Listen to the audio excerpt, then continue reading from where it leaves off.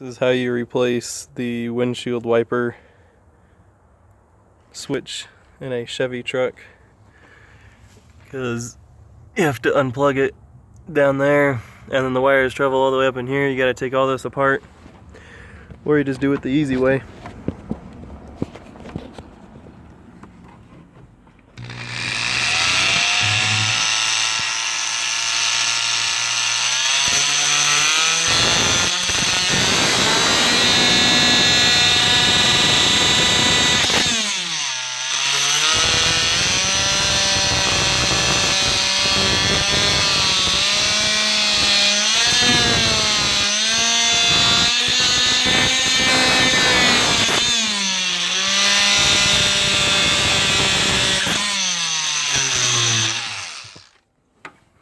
Just be sure that you're not worried about the resale value when you do this.